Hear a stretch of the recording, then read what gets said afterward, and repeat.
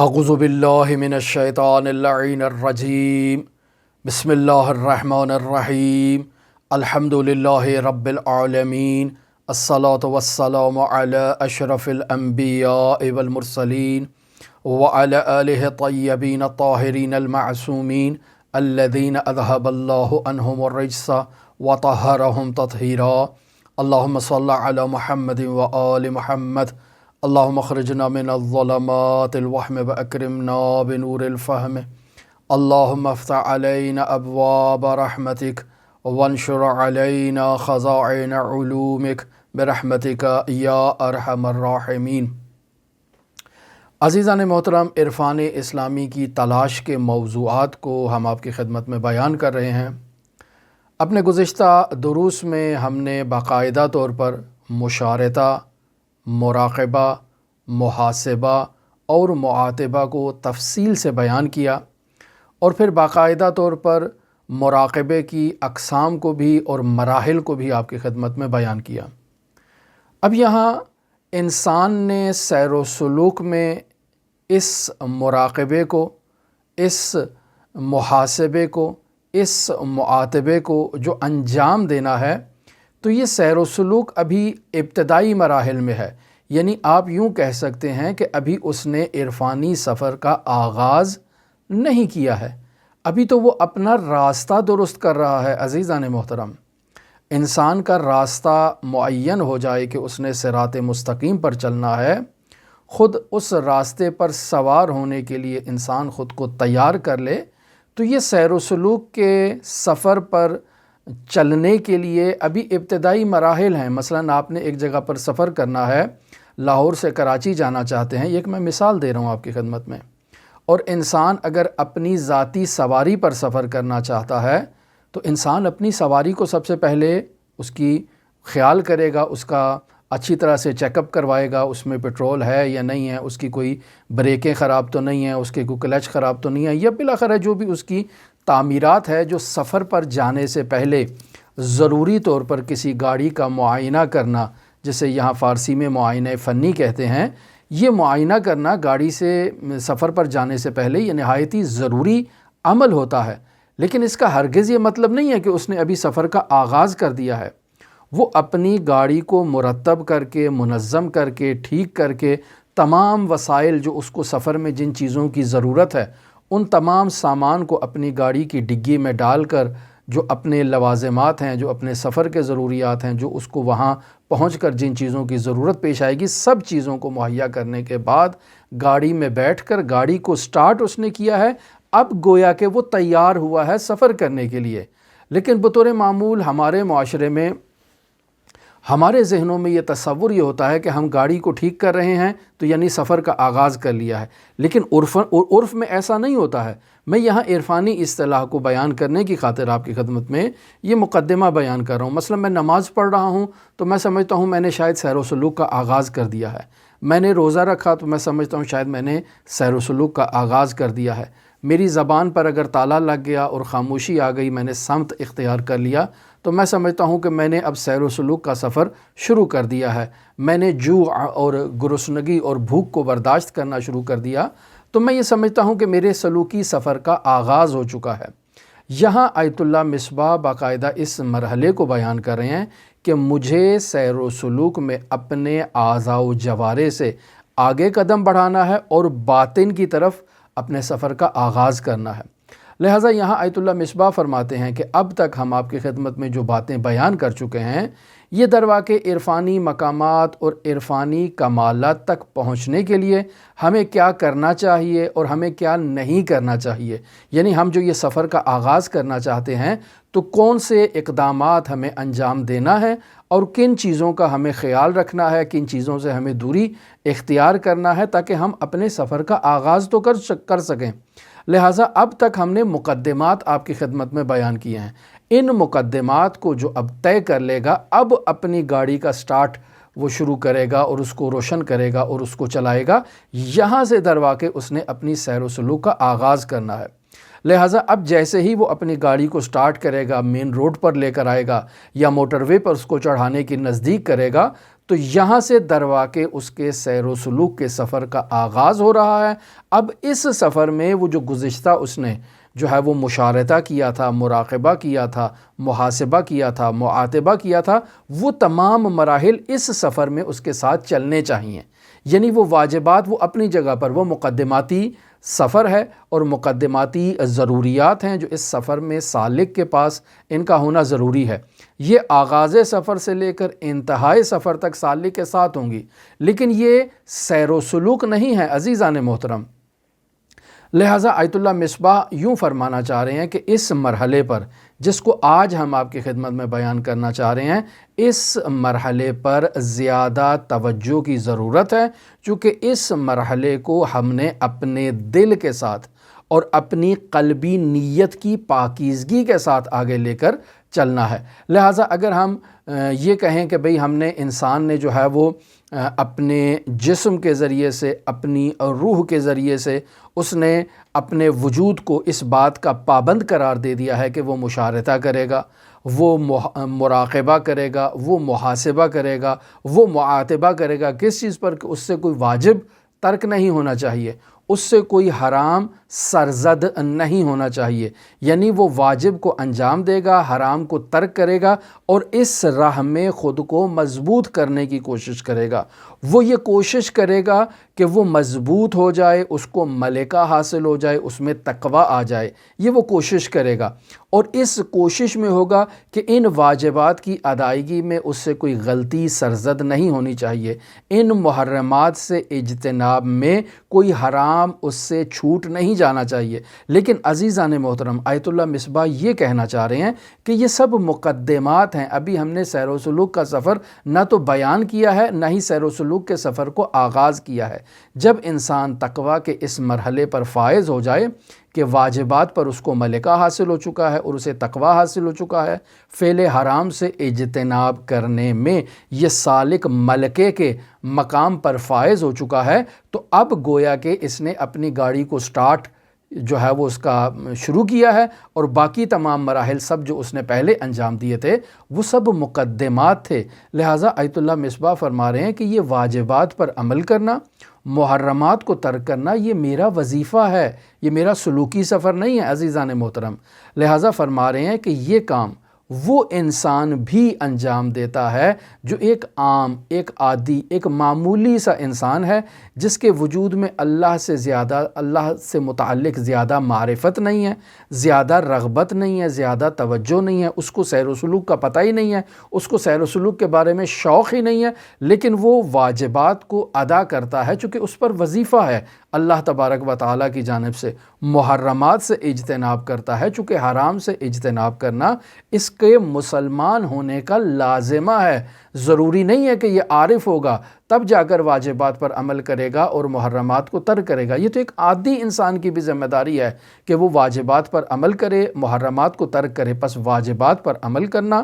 اور محرمات سے اجتناب کرنا یہ مقدمہ سلوک ہے، یعنی خود کو پاکیزہ کر رہا ہے تاکہ سیر و سلوک کے سفر کا آغاز کر سکے۔ عین اسی طرح سے جیسے سفر پر جانے سے پہلے اپنی گاڑی کی مرمت کروا رہا ہے اور اپنی گاڑی کو مرتب اور مینٹین کر رہا ہے تاکہ سفر کے قابل ہو سکے، تمام ٹائر وغیرہ اس نے چیک کر دیے، پیٹرول ڈلوا دیا، ہوا کو چیک کر لیا، اور باقی تمام جو ضروریات سفر ہیں ایک گاڑی کے لیے ان تمام کو اس نے اچھی طرح سے چیک کر لیا۔ لیکن کوئی بھی شخص، معاشرے کا عاقل شخص، اسے یہ نہیں کہے گا کہ اس نے سفر کا آغاز کر دیا ہے، بلکہ سب یہ کہیں گے کہ وہ سفر کے لیے مقدمات کو ابھی آمادہ کر رہا ہے، تیار کر رہا ہے خود کو تاکہ سفر پر جا سکے۔ لہٰذا آیت اللہ مصباح فرما رہے ہیں کہ اس مرحلے میں ایک عادی انسان اور ایک عارف دونوں مساوی ہیں، دونوں میں کوئی فرق نہیں ہے، یہ دونوں کی ذمہ داری ہے، دونوں کا وظیفہ ہے، دونوں اپنے وظیفے پر عمل کر رہے ہیں۔ لیکن یہاں سے اس نے آگے والے مرحلے کا آغاز کرنا ہے جو ایک دشوار مرحلہ ہے سیر و سلوک کے اندر، اور اس مرحلے کو حقیقی سیر و سلوک اور حقیقی عرفانیات کا نام دیا جاتا ہے، اور در واقع انسان نے اپنے جسم سے اپنے باطن، اپنے جوانح کی جانب جو ہے وہ سفر کرنا ہے، اور صرف اس سفر میں انسان کے دل اور قلب کو اس نے جو ہے وہ مضبوط کرنا ہے، چونکہ اس کا دل، اس کا قلب اس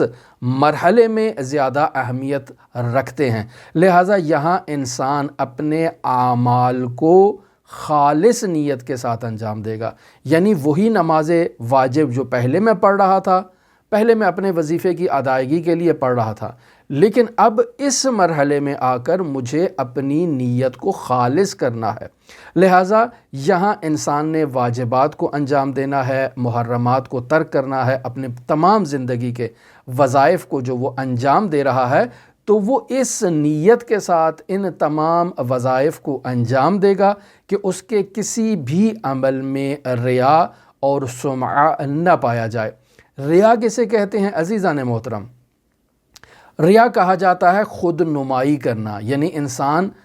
خود کی نمائش کے لیے، خود کو دوسروں کے سامنے ظاہر کرنے کے لیے، اپنے وجود کا اظہار کرنے کے لیے کسی عمل کو انجام دیتا ہے۔ مثلا میں نماز پڑھ رہا ہوں لیکن یہ میری نماز تنہائی میں ہے، میں یہ چاہتا ہوں کہ میری نماز پڑھنے کا سب کو علم ہو جائے، سب کو معلوم ہو جائے کہ میں نماز پڑھ رہا ہوں، لہٰذا میں لوگوں کو دکھانے کے لیے یا تو ایسے عمومی مقام پر جا کر نماز کو ادا کروں تاکہ لوگ مجھے دیکھیں کہ میں نماز پڑھ رہا ہوں، لوگ دیکھیں کہ میں صدقہ دے رہا ہوں، لوگ دیکھیں کہ میں زکوٰۃ دے رہا ہوں، لوگ دیکھیں کہ میں عمل خیر انجام دے رہا ہوں، تو میں لوگوں کو دکھانے کے لیے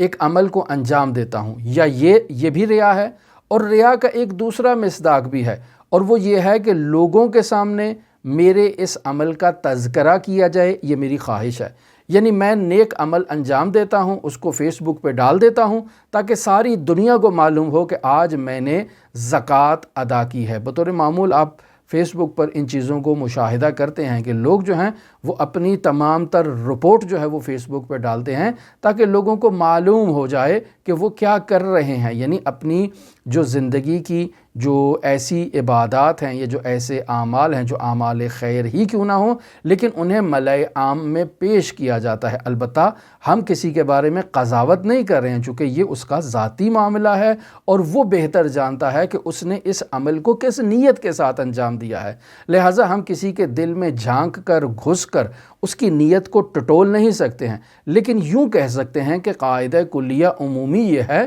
کہ لوگ ریاکار جو ہوتے ہیں ان کے وجود میں ایک یہ خواہش موجود ہوتی ہے کہ لوگوں کو ان کے اس عمل کا علم ہو کہ وہ کیا کر رہے ہیں۔ سمعہ کسے کہتے ہیں عزیزان محترم؟ سمعہ میں یہ ہوتا ہے کہ انسان لوگوں سے دور رہ کر عمل انجام دیتا ہے،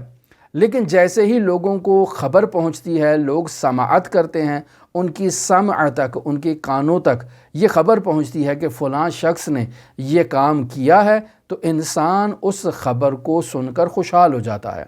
یعنی میں نے ایک نیک عمل انجام دیا، میں نے جو ہے وہ سیلاب زدگان کے لیے 200 گھر بنوائے ہیں، لیکن کسی کو پتہ نہیں ہے۔ اب اچانک کسی نے جو ہے وہ لوگوں کے سامنے خبر دے دی کہ فلاں آدمی نے یہ 200 گھر بنوائے تھے، تو اب مجھے دل میں مسرت ہوئی ہے، خوشحالی ایجاد ہوئی ہے۔ یہ بھی ایک قلبی کیفیت ہے عزیزان محترم، اس کا بھی انسان جو ہے وہ کسی کے بارے میں قضاوت نہیں کر سکتا کہ میرے دل میں اس خبر کو سننے سے خوشحالی ایجاد ہوئی ہے یا خوشحالی ایجاد نہیں ہوئی ہے۔ اس سے سمعہ کہتے ہیں۔ انسان عمل خیر کو ریا کی خاطر انجام دے یا اسی سمعہ کی خاطر انجام دے، دونوں صورتوں میں انسان کا یہ عمل خالص نہیں ہے، انسان کی نیت خالص نہیں ہے، لہٰذا ایسا انسان سیر و سلوک کا مسافر نہیں کہلائے گا، ایسے انسان کو عرفان عملی کا مسافر نہیں کہیں گے۔ لہٰذا ہر انسان کو جو سیر و سلوک کے سفر پر نکلنا چاہتا ہے اسے اپنے وجود میں جھانک کر دیکھنا ہے کہ وہ یہ جو اعمال انجام دے رہا ہے، وہ یہ جو خیرات کر رہا ہے، جو سیلاب زدگان کے لیے گھروں کو تعمیر کروا رہا ہے، جو زلزلہ زدگان کی مدد کر رہا ہے، بیواؤں کی مدد کر رہا ہے، یتیموں کی شادیاں کروانے میں، ان کی تعلیم و تربیت میں جو اپنا کردار ادا کر رہا ہے، تو وہ یہ تمام نیک کام کس لیے کر رہا ہے؟ انسان اپنے وجود سے سوال خود کر سکتا ہے۔ اگر یہ سب کام میں اللہ کی خاطر انجام دے رہا ہوں تو بہت اچھی بات ہے، لیکن اگر میں ان کاموں کو اس وجہ سے انجام دے رہا ہوں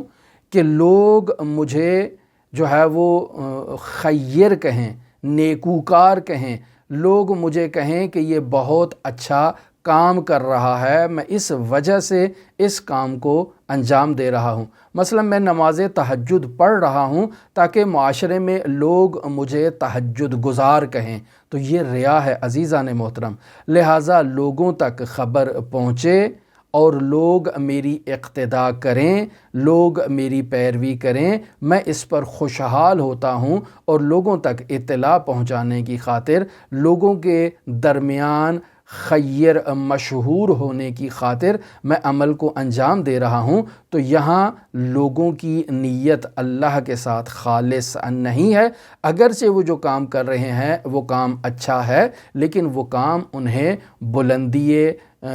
سلوکی تک اور اللہ کے نزدیک انہیں بلند مقامات تک نہیں پہنچائے گا، چونکہ یہ تمام چیزیں بھی شیطانی چال ہیں عزیزان محترم۔ لہٰذا انسان نے یہاں اپنے وجود کا خود خیال رکھنا ہے۔ مرحوم امام خمینی رحمۃ اللہ علیہ یہاں فرماتے ہیں کہ اگر ہم اللہ کے لیے خالص ہو جائیں، یعنی اللہ کے خالص بندے ہو جائیں، تو شیطان اس قدر ہمارے اندر تصرف نہیں کرے گا۔ لیکن شیطان اگر ہمارے وجود میں تصرف کر رہا ہے، ہمارے وجود کو اپنے ہاتھوں میں رکھے ہوئے ہے اور ہمارے وجود سے کھیل رہا ہے، انسان اس بات کا اگر اندازہ لگانا چاہے تو اپنے گریبان میں جھانک کر خود کے بارے میں خود ہی قضاوت کر سکتا ہے۔ لہٰذا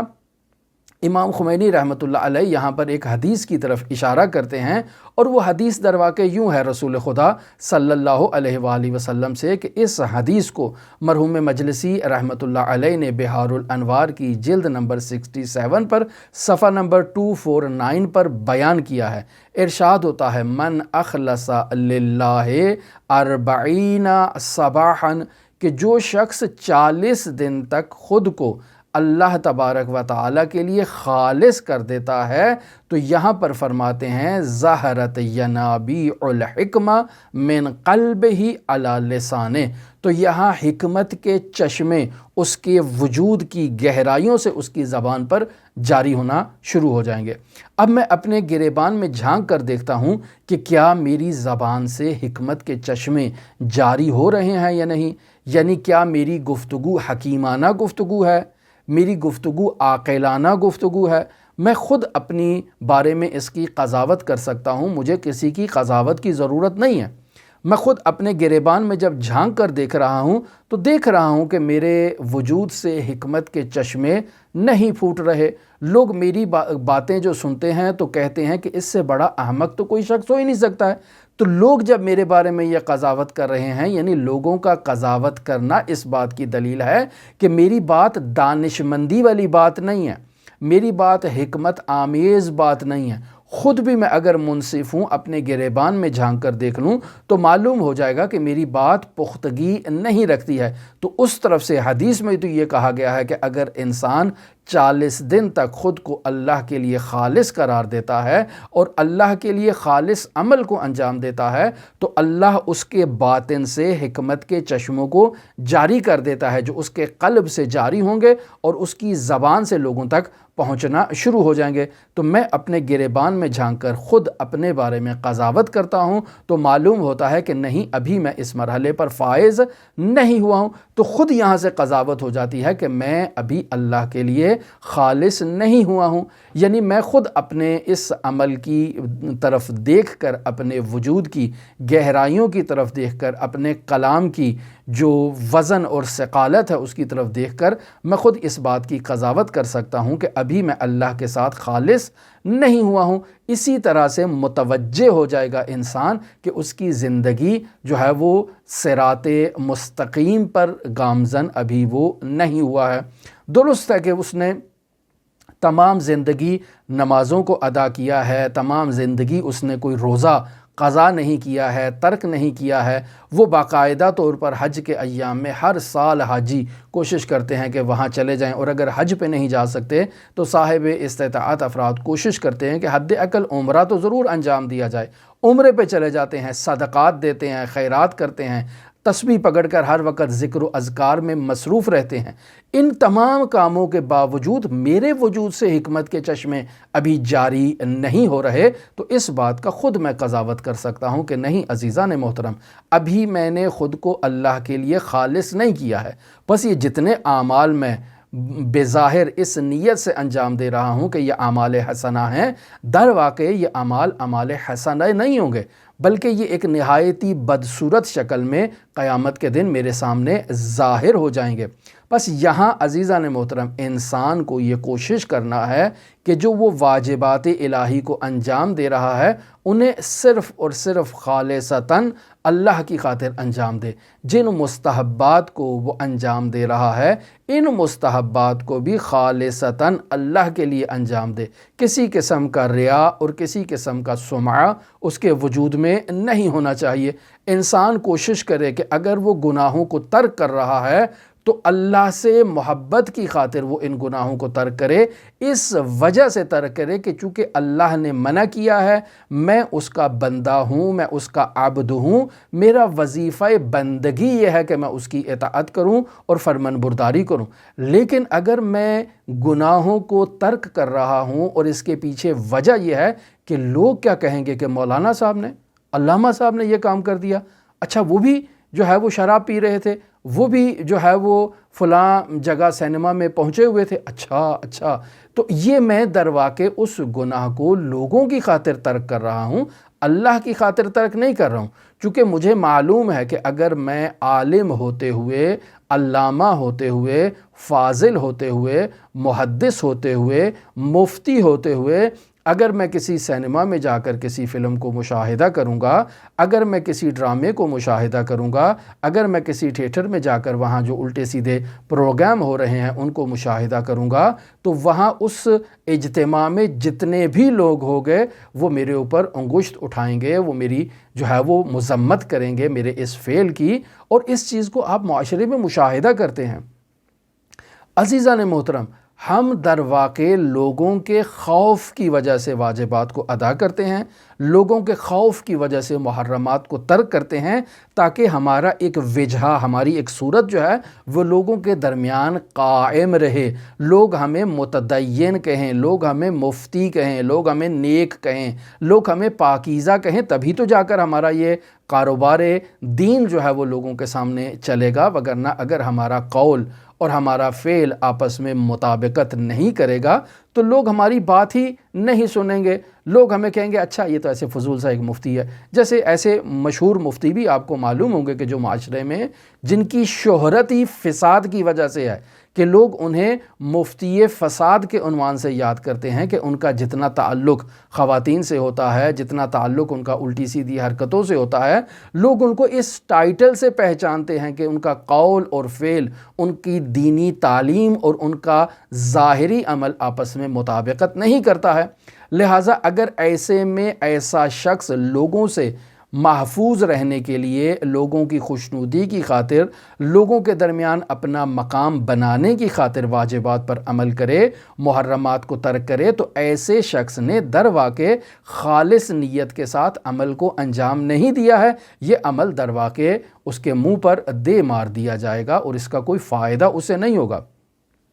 لہٰذا ہر فرد عزیزان محترم، میں بھی، آپ بھی اور سب بھی اپنے گریبان میں جھانک کر اس بات کی قضاوت کر سکتے ہیں کہ کیا میری زبان پر حکمت کے چشمے جاری ہو رہے ہیں یا جاری نہیں ہو رہے۔ اگر جاری ہو رہے ہیں تو یہ اس بات کی دلیل ہے کہ میرا عمل اللہ کے لیے خالص ہے، اور جس قدر انسان کے وجود میں یہ عمل خالص آتا جائے گا، انسان کے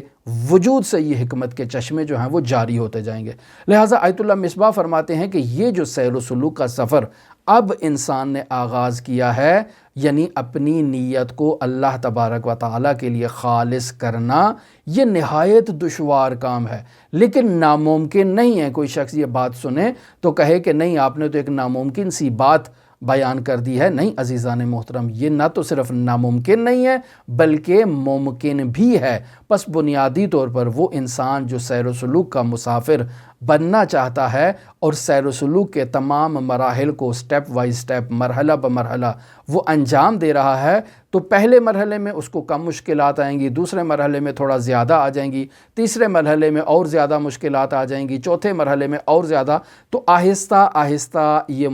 مراحل سلوکی جو ہیں وہ انسان کے لیے دشوار سے دشوار تر ہوتے جائیں گے، لیکن اللہ کے بندے پر، یعنی جو اللہ کا بندہ بنتا ہے، اللہ اپنے بندے پر اپنی عنایت کو، اپنے لطف کو اس پر جاری کرتا ہے تاکہ اس کے لیے یہ مشکلات جو ہیں وہ آسان ہو جائیں۔ اس کے لیے اللہ تک پہنچنے کا سفر جو ہے وہ صعب العبور نہیں ہونا چاہیے، دشوار نہیں ہونا چاہیے۔ لہٰذا اللہ کی جو مدد ہے، تائید ہے، نصرت ہے، وہ اپنے بندے کے ساتھ ہمیشہ رہے گی۔ لہٰذا انسان جس نے سیر و سلوک کا سفر آغاز کیا ہے، وہ ابتدائی مرحلے سے اگر استقامت کا مظاہرہ کرتا ہے، پائیداری کا مظاہرہ کرتا ہے، سیر و سلوک کے تمام سفر میں جتنی مشکلات اسے درپیش ہوتی ہیں، ان تمام مشکلات کو نہایتی خندہ پیشانی کے ساتھ وہ آگے عبور کرتا ہے، تو خداوند متعال اسے لذت عطا کرے گا اپنی جانب سفر کرنے کے نتیجے میں۔ ایسی لذت عطا کرے گا کہ اگر انسان سے کوئی عمل ترک ہو جاتا ہے کسی نہ کسی وجہ سے، تو انسان افسردہ ہو جائے گا۔ اور یہ بات ہم نے کل کی گفتگو میں اور درس میں بیان کر دی کہ انسان جب افسردہ ہو جائے نا کسی عمل کے ترک کرنے پر، تو انسان جان لے کہ وہ عمل اس کے وجود میں رسوخ کر چکا تھا، اپنی جگہ بنا چکا تھا، آج اس کو انجام نہیں دیا تو اس عمل کی خالی جگہ انسان کو بےتاب کر رہی ہے، انسان کو مضطر کر رہی ہے، انسان کو وادار کر رہی ہے کہ وہ اس کی قضا کو انجام دے، انسان کو ابھار رہی ہے کہ وہ اللہ کی بارگاہ میں استغفار کرے، ولو کسی مشکل کی وجہ سے وہ عمل اس سے ترک ہو چکا ہے۔ پس انسان کو سیر و سلوک میں یہاں آج جس سفر کا آغاز ہو رہا ہے، آیت اللہ مصباح فرما رہے ہیں کہ انسان کو توجہ رکھنی ہے کہ اس کی نیت خالص ہونی چاہیے، اور خالص نیت عزیزان محترم اچانک انسان کو حاصل نہیں ہو جاتی ہے۔ یہ کوئی ٹافی تو نہیں ہے جسے انسان نے بازار سے جا کر جب دل چاہا خرید لیا اور اسے اٹھا کر جو ہے نا وہ چاکلیٹ کے طور پر انسان لے آیا گھر میں اور کھانا شروع کر دیا اور سمجھ لیا کہ انسان کی نیت خالص ہو گئی ہے۔ نہیں عزیزان محترم، انسان کی نیت کا خالص ہونا اچانک انسان کے لیے نہیں ہوتا، بلکہ انسان کو محنت کرنا ہوتی ہے، انسان کو اپنی نیت کو خالص کرنے کے لیے اور خلوص نیت تک پہنچنے کے لیے بہت سے مقدمات کو طے کرنا ہے۔ مسلسل انسان نے اپنے عمل کو ذرہ بین میں رکھنا ہے، باقاعدہ اس پر توجہ کرنی ہے کہ آہستہ آہستہ سٹیپ وائز سٹیپ جو وہ قدم آگے بڑھا رہا ہے اور اپنے منزل مراد تک پہنچنا چاہ رہا ہے، اس کی نیت خالص ہونی چاہیے۔ اس بات پر انسان کی توجہ ہونی چاہیے۔ پس جو شخص خود کو عادت دے چکا ہے کہ وہ چاہتا ہے کہ لوگوں کے درمیان محبوب واقعہ ہو، تمام لوگ اس کا احترام کریں،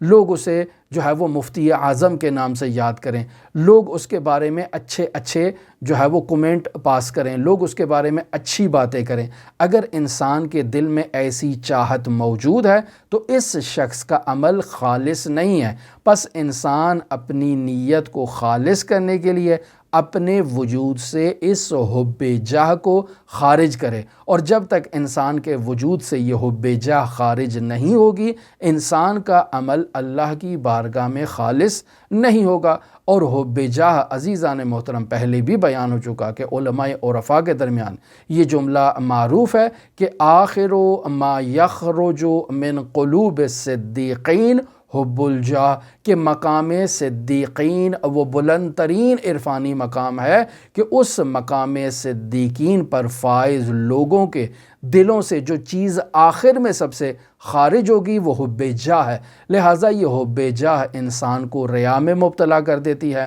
حب جاہ انسان کو سمعے میں مبتلا کر دیتی ہے۔ انسان کا وظیفہ یہ ہے کہ اپنی نیت کو اللہ کے لیے خالص کرے، ریا سے خود کو محفوظ رکھے، خود کو سمعے سے محفوظ رکھے۔ جہاں تک انسان کے لیے ممکن ہے وہ کام جنہیں وہ مخفیانہ طور پر انجام دے سکتا ہے انہیں مخفیانہ طور پر انجام دے تاکہ کسی کو اس عمل کے بارے میں اطلاع نہ ہو۔ لیکن اس راہ میں بھی لغزشیں موجود ہیں اور ان لغزشوں کا خیال رکھنا یہ میری اور آپ کی ذمہ داری ہے جو سیر و سلوک کی طرف بڑھنا چاہتے ہیں، جو اس راستے کو تلاش کرنا چاہتے ہیں۔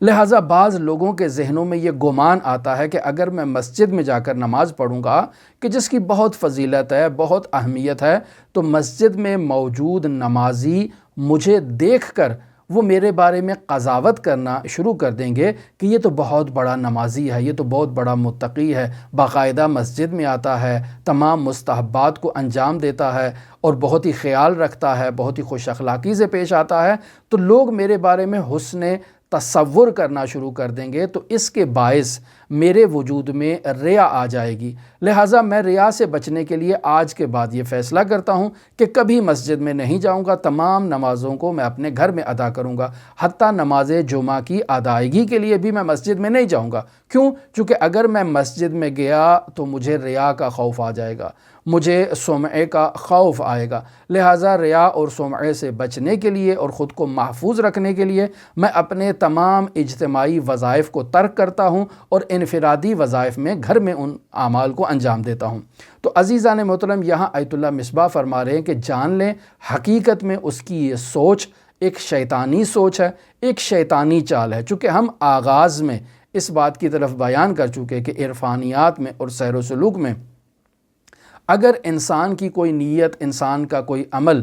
شریعت مقدسہ مطہرہ اسلامیہ سے منافات رکھتا ہو تو انسان کو یقین کر لینا چاہیے کہ یہ عرفان درست نہیں ہے، یہ نیت درست نہیں ہے، یہ تصور درست نہیں ہے۔ اسلام اگر ہمیں اجتماعی عبادات کی ترغیب دلاتا ہے، مسجد میں نماز جماعت اور نماز جمعہ کی ادائیگی کی ترغیب دلاتا ہے، تو پھر ہمیں یہ اجازت حاصل نہیں ہے کہ ہم ریا کے خوف سے ان نمازوں کو گھر میں انجام دیں۔ نہیں عزیزان محترم، ہماری یہ ذمہ داری ہے کہ ان جو وظائف کو معاشرے کے سینٹر میں آ کر، وسط میں آ کر ان وظائف کو انجام دیں اور اللہ کے احکام میں سے کسی بھی حکم کو اپنے پیروں تلے نہ روندیں۔ چونکہ اگر ہم نے احکام الہی کو پیروں تلے روند دیا تو اس کا مطلب ہے ہم نفس پرست ہیں۔ چونکہ اللہ کا حکم ہے، ہم اللہ کے حکم کے مد مقابل اپنے نفس کے امر کو اس کے سامنے لا کر کھڑا کر رہے ہیں،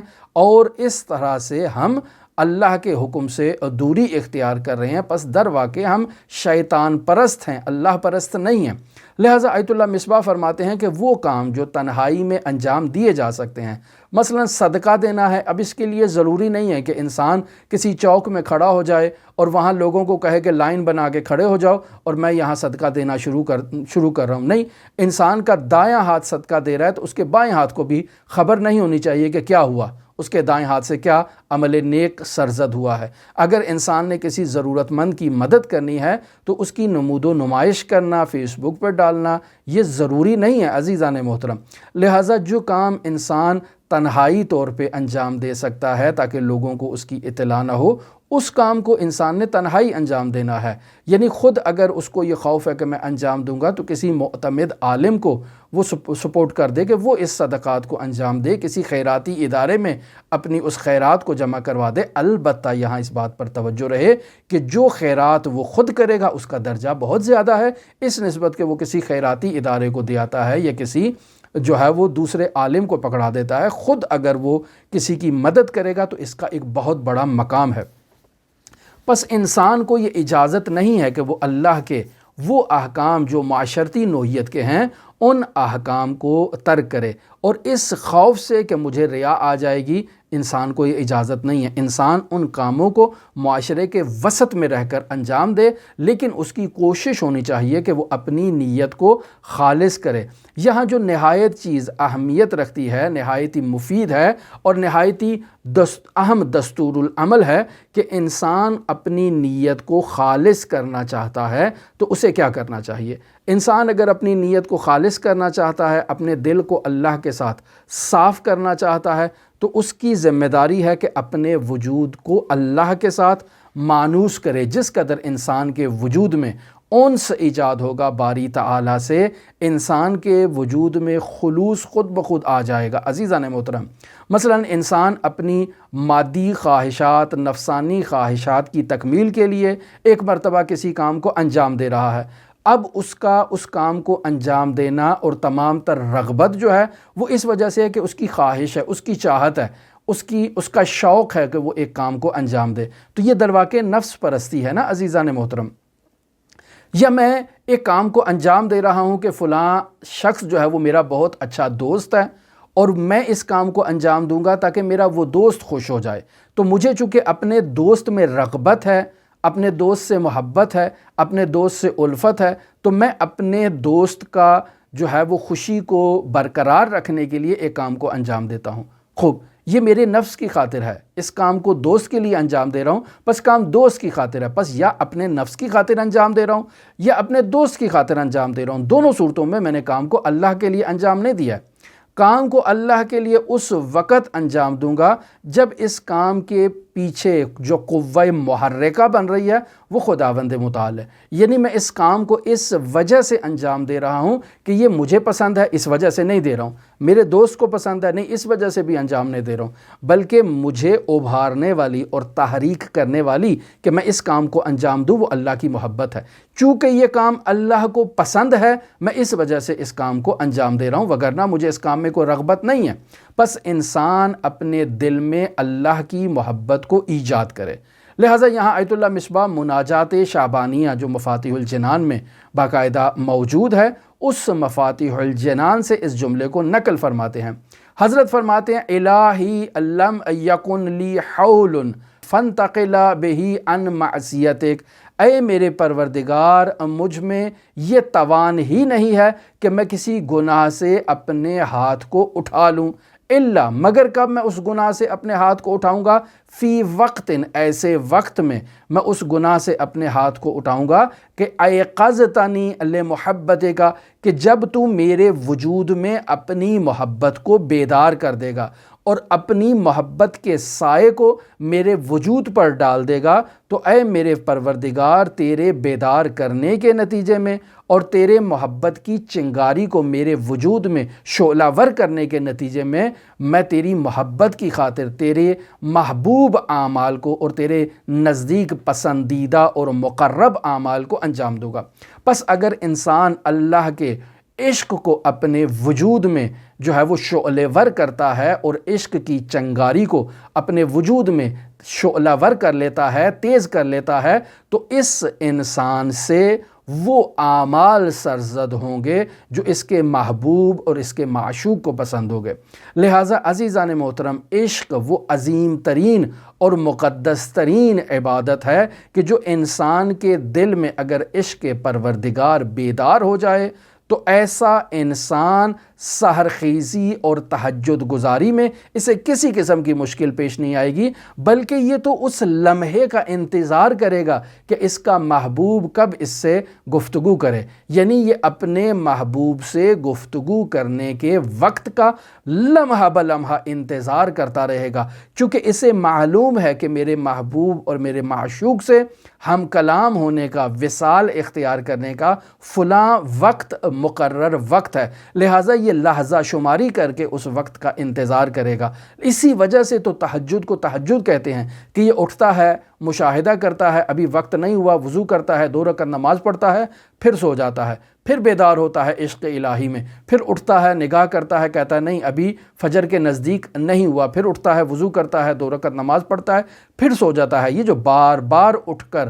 نماز کو پڑھنا اور تہجد کے قریب ہونا، اس عمل کو تہجد کہتے ہیں۔ اور جب سحر کا وقت آ جاتا ہے تو وہ اپنے معبود، اپنے معشوق، اپنے محبوب سے گفتگو کرتا ہے، راز و نیاز کرتا ہے، ہم کلام ہوتا ہے، اور پھر طلوع فجر تک وہ باقاعدہ سورج نکلنے تک وہ باقاعدہ اپنے معشوق سے ہم کلام رہتا ہے اور اسے کسی قسم کی کوئی مشکل پیش نہیں آتی ہے۔ پس جس کا کوئی معشوق ہے تو اس شخص کے لیے اپنے معشوق سے ہم کلام ہونے سے لذیذ ترین اور کوئی عبادت، کوئی عمل، کوئی فعل نہیں ہو سکتا۔ وہ اپنے معشوق سے ہم کلام ہونے کے لیے لحظہ شماری اور لمحہ شماری کرتا ہے۔ لہٰذا اگر انسان اپنے وجود میں اللہ کی محبت کی چنگاری کو بیدار کر لیتا ہے، ایجاد کر لیتا ہے، تو اس کا ہر عمل اللہ کی محبت کی خاطر ہوگا، اللہ سے قرب حاصل کرنے کی خاطر ہوگا، اور وہ اس عمل کو جسے وہ اپنے محبوب کی محبت میں انجام دے رہا ہے، اس عمل سے لذیذ ترین عمل اس بندے کے نزدیک اور کوئی لذت بخش عمل نہیں ہوگا۔ لہٰذا اگر وہ سحر کے لیے اٹھ رہا ہے تب بھی اپنے محبوب اور اپنے معشوق سے ہم کلام ہونے کے لیے اٹھ رہا ہے، اگر وہ صدقہ دے رہا ہے تب بھی اپنے معشوق سے جو ہے وہ قریب ہونے کی خاطر صدقہ دے رہا ہے، وہ نماز جمعہ میں شریک ہو رہا ہے، وہ اجتماعات میں شریک ہو رہا ہے، وہ سیاست میں شریک ہو رہا ہے، اس کا ہر فعل جو ہے وہ اپنے محبوب، اپنے معشوق سے وصال کی خاطر ہے، محبت کی خاطر ہے۔ گویا اس نے اپنے وجود میں اپنے محبوب سے ملاقات کا ایک دروازہ کھول دیا ہے۔ لہٰذا جس انسان کے دل میں اللہ کی محبت کا راستہ ایجاد ہو جاتا ہے، اللہ کی محبت کا دروازہ جس کے وجود میں کھل جاتا ہے، تو وہ باقاعدہ طور پر اپنے محبوب کے قریب ہونے کے راستے تلاش کرے گا۔ اب سوال یہ پیدا ہوتا ہے کہ میں یہ چاہتا ہوں کہ میرے وجود میں اللہ کی محبت کی چنگاری شعلہ ور ہو، مجھے کیا کرنا چاہیے؟ اس کا راہ حل آیت اللہ مصباح یہاں بتا رہے ہیں کہ میں اللہ تبارک و تعالیٰ کی نعمات کو گننا شروع کر دوں، اللہ کی مجھ پر عنایات جو ہوئی ہیں ان عنایات کو ایک ایک کر کے پہچاننا شروع کر دوں، گننا شروع کر دوں، ان نعمات کی اپنے وجود میں اہمیت کو گننا شروع کر دوں کہ اللہ نے مجھے یہ آنکھیں دی ہیں، کس قدر خوبصورت آنکھیں دی ہیں، جن سے میں اللہ کی نعمات کو، اللہ کی مخلوقات کو، اللہ کی موجودات کو، اللہ کے مناظر کو مشاہدہ کرتا ہوں۔ اگر اللہ مجھے یہ آنکھیں نہ دیتا، میرے وجود میں صرف تاریکی مطلق حکم فرما ہوتی اور میں اللہ کی ان تجلیات کو، نعمات کو مشاہدہ نہ کر سکتا، تو پھر کیا ہوتا؟ پھر تو میں اندھا ہوتا، کسی چیز کو نہ دیکھتا۔ یعنی اللہ کی نعمات جو اس کے وجود کی دلیل ہیں، میں ان نعمات سے غافل ہوں تاکہ اس کی طرف جو ہے وہ متوجہ ہی نہیں ہو سکتا ہوں۔ پس آنکھیں اللہ کی بہت بڑی نعمات ہیں، پس مجھے ان نعمت آنکھوں پر اللہ کا شکریہ ادا کرنا ہے۔ اللہ نے مجھے ہاتھ دیے ہیں، اللہ نے مجھے پیر دیے ہیں، اللہ نے مجھے کان دیے ہیں، اللہ نے مجھے ناک دیا ہے، اللہ نے مجھے زبان دی ہے، یہ سب اللہ کی نعمات ہیں۔ ان کی اہمیت کو اپنے وجود میں تلاش کریں اور پھر ان کا تذکرہ کریں، ان کی وجہ سے اللہ تبارک و تعالیٰ کی بارگاہ میں سجدہ ریز ہو جائیں۔ جس قدر انسان اللہ کی نعمات کو اپنے وجود میں تلاش کرے گا اور اللہ کا شکر ادا کرنے کے لیے کوشش کرے گا، اس کے وجود میں اس کے محبوب کی محبت کی چنگاری شعلہ ور ہوتی جائے گی، انسان اللہ کا عاشق ہوتا جائے گا، اور اللہ کے عشق کی بدولت جو ہے وہ انسان کی نیت میں خلوص آتا جائے گا، وہ اپنے ہر عمل کو اللہ کی محبت میں انجام دے گا۔ ہماری دعا ہے کہ خداوند متعال ہمیں یہ اعزاز عطا کرے کہ ہم ہر عمل کو اللہ کی محبت میں انجام دے۔ ہماری دعا ہے کہ خداوند متعال منجی عالم بشریت حضرت صاحب العصر والزمان کے ظہور میں تعجیل فرمائے اور ہمیں ان کے اصحاب و اعوان و انصار میں شمار فرمائے۔ اللہم صلی علی محمد و آل محمد وعجل فرج قوائم آل محمد۔